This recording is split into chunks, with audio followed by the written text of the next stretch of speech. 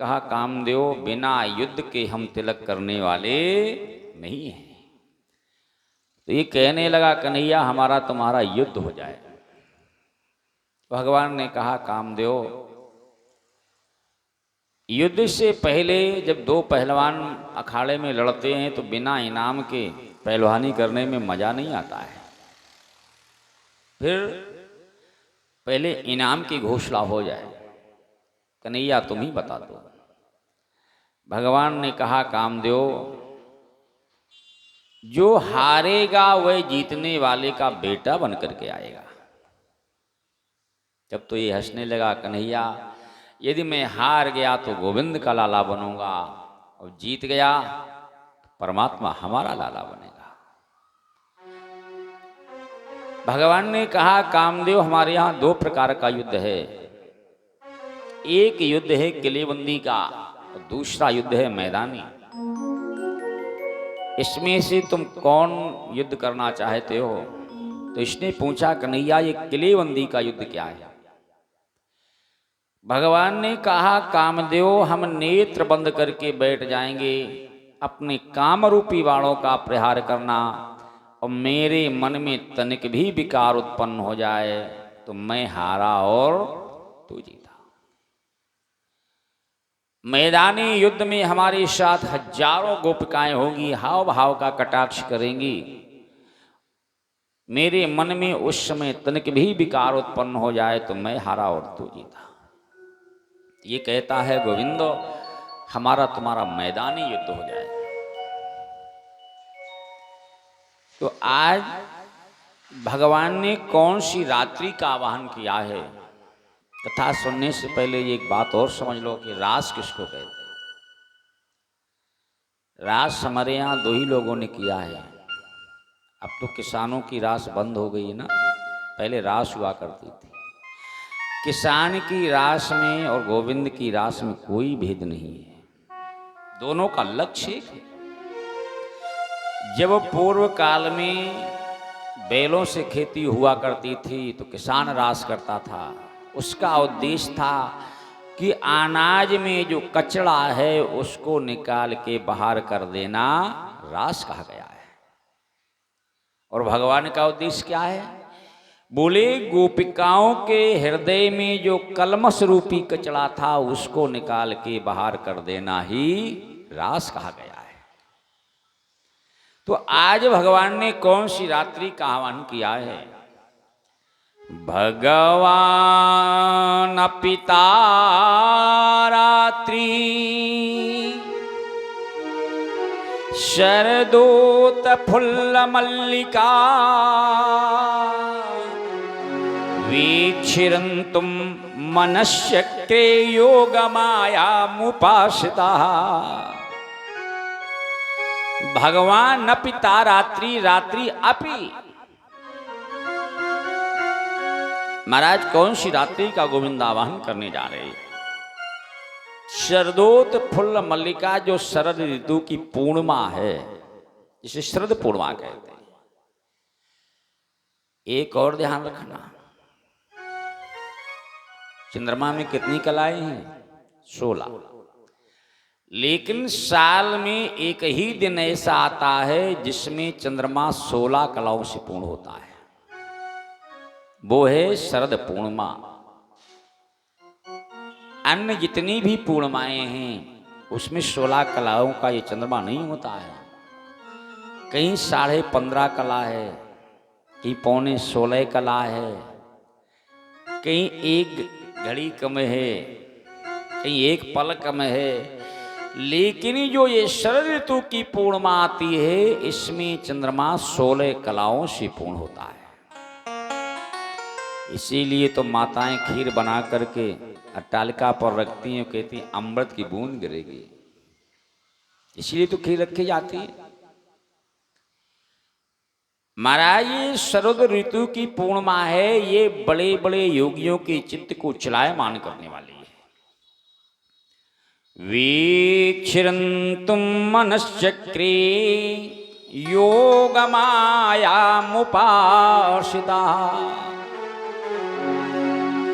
भगवान का एक नाम है अमनः। भगवान के मन नहीं है। तो गोविंद ने विचार किया, यदि बिना मन के युद्ध हो रहा है तो संसार कहेगा कि जिसके महाराज मन नहीं था उसको तो विजय मिलनी ही है। तो भगवान ने मन को स्थापित किया है, योग माया का आश्रय लिया। और जब योग माया का आश्रय लिया है, मन को स्थापित किया है, सुखदेव जी कहते राजन आज भगवान वृंदावन के परम पावन यमुना के पुलन में पहुंच गए। पूर्ण चांदनी छिटकी हुई थी, शरद ऋतु का पूर्णिमा है। सुखदेव जी कहते तब तो गोविंद ने क्या देखा, बड़ी सुंदर झांकी का अवलोकन कर रहे कि तदोडुराया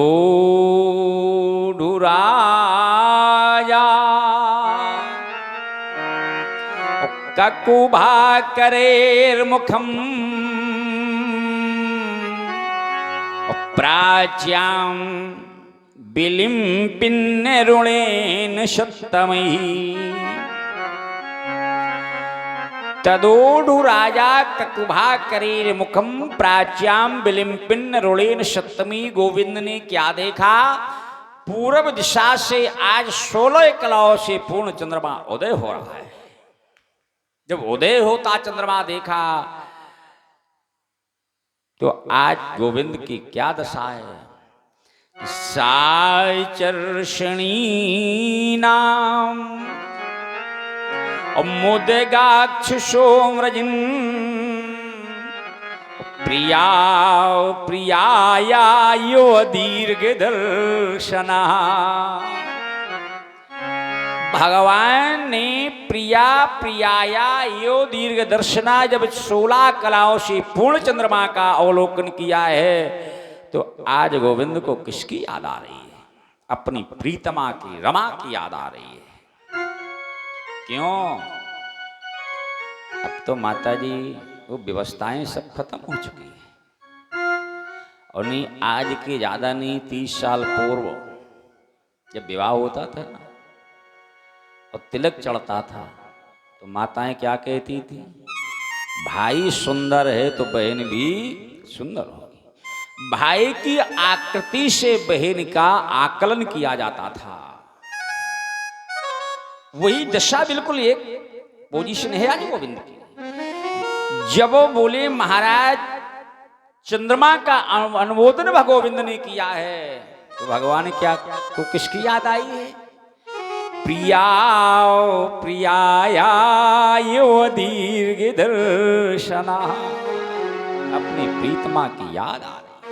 गोविंद क्या कह रहे हैं, क्यों याद क्यों आ रही है? तो दृष्ट्वा कुमुदितंत मखंड मंडलम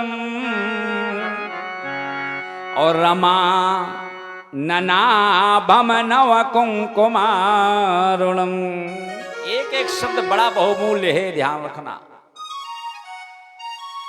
दृष्ट्वा कुमुद दंत मखंड मंडलम, क्योंकि चांदनी छिटकी है, तारों की शोभा है। यमुना का किनारा है, यमुना मैया कल कल की आवाज कर रही थी, पुष्प खिली हुई थी, पुष्पों की सुगंध बयार भी चल रही है। तो रमा ननाभम नव कुंकुमारुणम, चंद्रमा के मुख में मैया लक्ष्मी की आनंद की आभा दिखाई देने लगी। कभी कभी होता है ना, बच्चे खेलते हो, बोले महाराज हमारा भी नाती ऐसे ही है। तो आज जब चंद्रमा को गोविंद ने देखा तो किसकी याद आ रही है, रमा की। भगवान कहते हैं अरे चंद्रमा तेरा भी प्राकट्य समुद्र मंथन से हुआ है और मेरी लक्ष्मी का भी प्राकट्य समुद्र मंथन से हुआ है, तो रिश्ते में हमारा साला लगता है। तेरी सुंदरता और लक्ष्मी की सुंदरता एक है, दोनों की आकृति एक है, तो आज चंद्रमा को देख करके मिया रमा की याद आ रही थी, मिया राधा की याद आ रही थी। तो भगवान को जब ज्यादा याद बढ़ी तो भगवान ने क्या किया है, बोले आज बंसी को उठा लिया। वंशी को उठा करके गोविंद बंसी का वादन करने लगे। निशम गीतम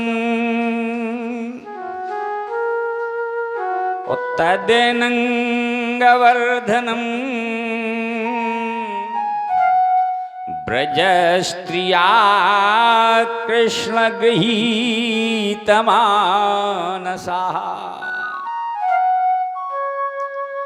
आज भगवान ने उठाई वंशी। जिस समय वंशी का वादन किया है तो सुखदेव जी कहते, राजन आज एक एक गोपी का नाम ले लेकर के भगवान बुला रहे थे। क्या कह रहे कि हे राधे वृषभानुनंद तनये,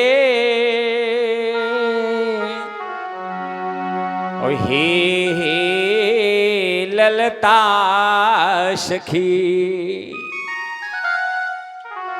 महाराज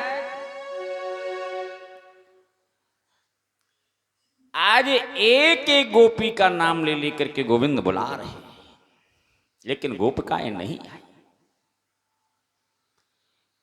ये अपने श्रृंगार में लग गए।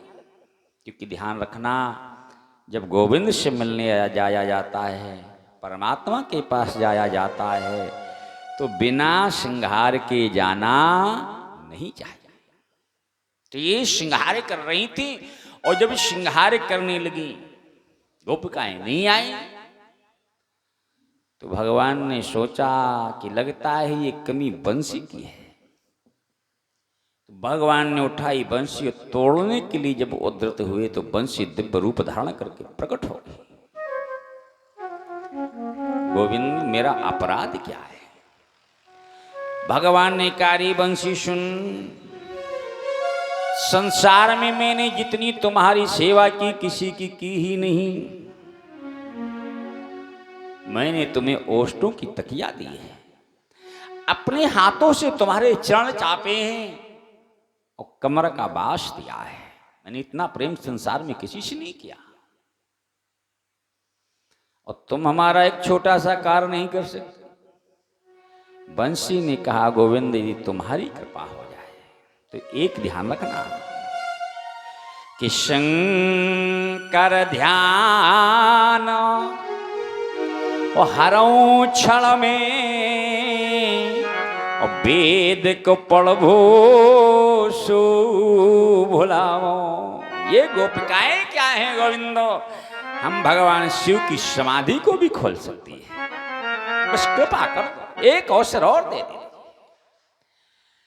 जो ही दोबारा भगवान ने बंशी का वादन किया, अब गोपिकाओं से रहा नहीं गया। जो श्रृंगार भी कर रही थी वो भी श्रृंगार उल्टा सीधा होने लगा, क्योंकि प्रेम की पराकाष्ठा बड़ी विलक्षण है। आपस में चर्चा कर रही हैं। क्या कर रही हैं? कि बजी सो बजी और रस खाना बजी, सुन गोई गोकुल सब बालन जी हैं। न जी हैं कदाचित और कामनी को, और जब कान पड़ी वे तान अजी है। अजी बचाओ उपाय नहीं, और अबला पर नैन ने सेजे सजी है। और सजी है हमारे और कहा बस में, और जब बैरन बांसुरी काने पड़ी है, जब बैरन बांसुरी काने पड़ी है। सुखदेव जी कहते राजन यहाँ की वो दशा थी कि धाई कामो धाई धामो काम सब त्यागी। धाई धाम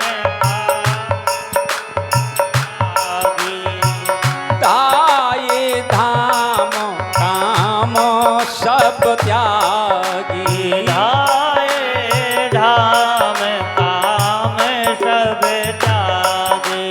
मनहु रंग के निध लूटन लागी।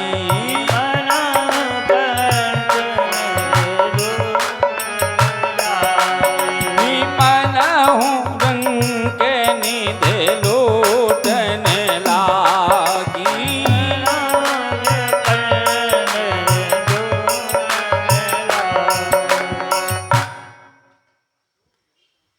जिसमें यहाँ की दशा क्या थी? द्वयत्यो बीयो काशिद। मिया एक गोपी गाय का दोहन कर रही थी। बंसी कान में सुनाई दी, वही बाल्टी छोड़ी सीधे गोविंद के पास। पयोधीशत संया मनोद्वास्या परायो। पयोधीशत्याः एक गोपी अपने लाला को दूध का पान करा रही थी। बंसी सुनाई दी, वहीं लाला को छोड़ा गोविंद के पास। महाराज परिवेशयन्त्याः एक गोपी अपने पति को भोजन करा रही थी। पति ने कहा देवी रोटी ले आओ। अंदर गई, बंसी की आवाज सुनाई दी, लौट के वापस नहीं गई गोविंद के पास। और जिसमें इन्होंने श्रृंगार किया है ना, इतना विलक्षण श्रृंगार किया है, लिखा है भागवत में कि लिपंत्या प्रमंजंत्यो अजंत्या कांसलोचने। महाराज जो काजल आंखों में लगाया जाता वो पैरों में लगाए ही, जो माहौरी पैरों में लगाई जाती वो आंखों में लगी है, वो व्यवस्था थी। कि लहंगा धर्यो शीश पे और दई चूनरी पाओ। पतियन रोके नहीं रुकी, सो छोड़ चली घर गाँव। धाई धाम काम सब त्यागी। माता जी होता है ज्यादा दिन बाद यदि भैया मैके से आवे हो न हो तो कहो माता जी बातों में इतनी प्रेम मग्न हो जाएं कि चाय बनाने जाएं तो चीनी भी डालना भूल जाए।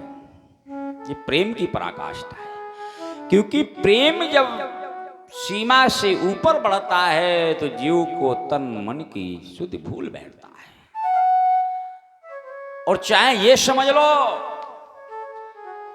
जब तक संसार की शुद्ध जीवन में रहेगी तब तक गोविंद के महारास में सम्मिलित हम होने का हमें अधिकार नहीं है। और जब संसार की शुद्ध बिसरा देंगे तभी तो गोविंद के रास में सम्मिलित हो पाएंगे। क्योंकि ये काम लीला नहीं है, ये योगियों की लीला चल रही है। याद रखना, प्रेम की पराकाष्ठा बड़ी विलक्षण है। प्रेम में कोई नियम नहीं होता है, सारे नियम समाप्त हो जाते हैं। सुखदेव जी कहते राजन जिसमें आये गोपिकाएं आ रही हैं। भगवान ने कहा गोपियों तुम्हारा स्वागत है। लेकिन एक बात बताओ, क्या बात है? तावर रमाणा पति भी पितृभिर्भ्रातृबंधुहि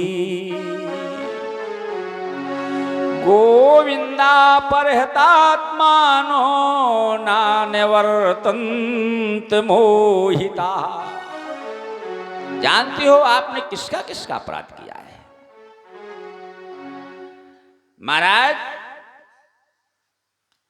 मातरा माता, पितरा पिता का, पुत्रा भ्रातरा पतयश्वा। माता का, पिता का, पुत्र का, भाई का और पति का। और गोपियों एक ध्यान रखना, पत्नी का जो जीवन है, एक धर्म एक व्रत ने मां, एक धर्म एक व्रत ने मां। एक धर्म एक व्रत ने मां, एक धर्म एक व्रत ने मां। काये बचने मन पति पद प्रेमा, काये बचने मन पति प्रेमा। हाँ पति पद प्रेमा, हाँ पति पति प्रेमा।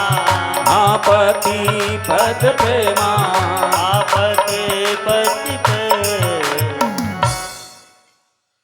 इसलिए गोपियों, पत्नी के लिए पति चाहे जैसा हो, दुशीलो दुर्भगो वृद्धो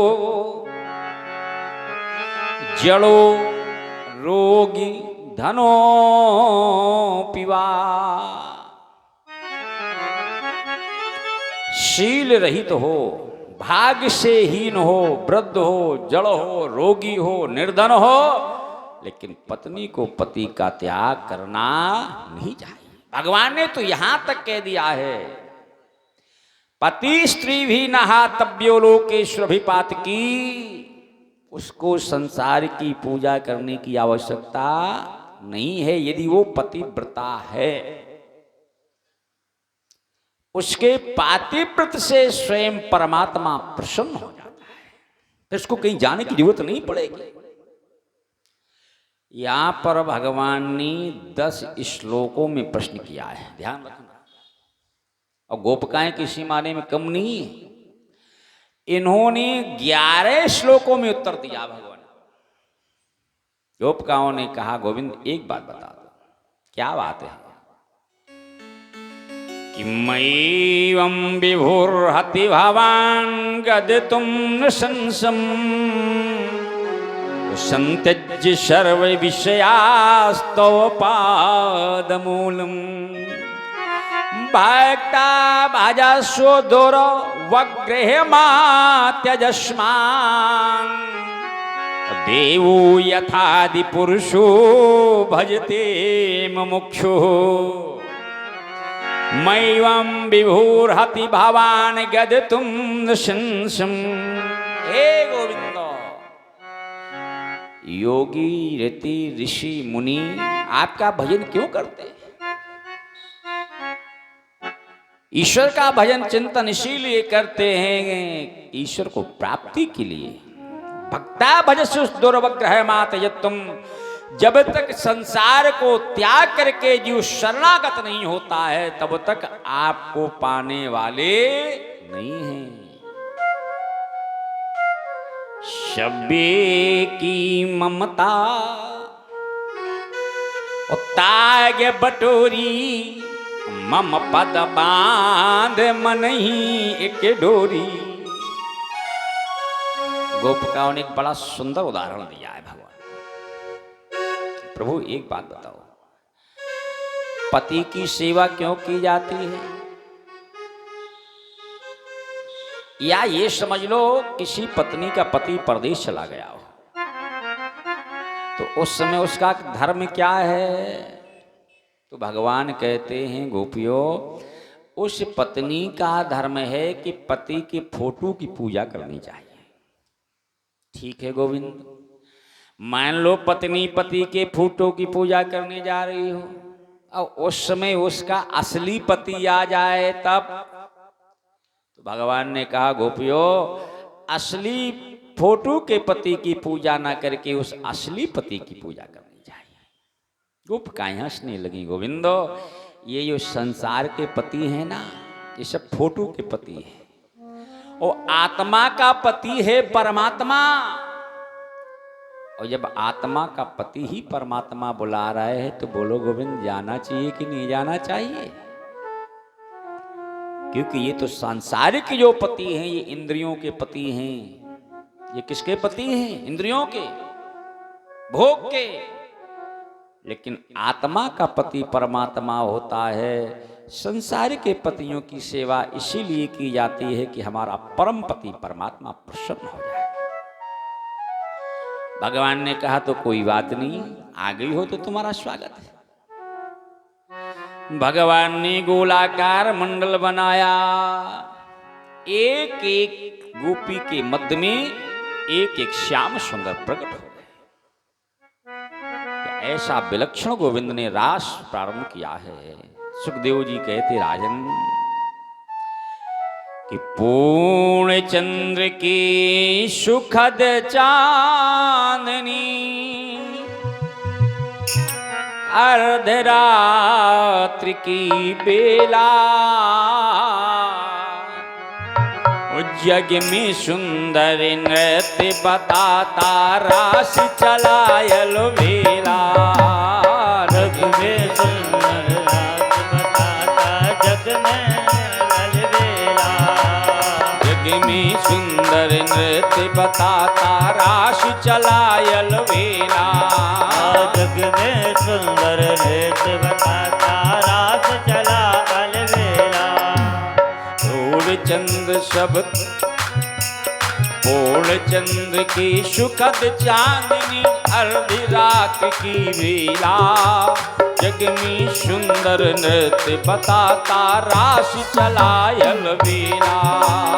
जग में सुंदर नृत्य बताता जग में चला अलबेला। आज दशा क्या है संसार की? आगे जग सारा मौन जगत, सिर कोई न हिलने पाया। सूर्य चंद्र सब खड़े रह गए, देखें प्रभु की माया। सूर्य चंद्र की माया। सूर्य चंद्र सब खड़े रह गए, देखें प्रभु की माया। सूर्य चंद्र प्रभु की माया। आज समस्त गोपिकाओं के हृदय में एक अनुभूति उत्पन्न हो गई कि कन्हैया सबसे अधिक हमी से प्रेम करता है, हमी से प्रेम करता है।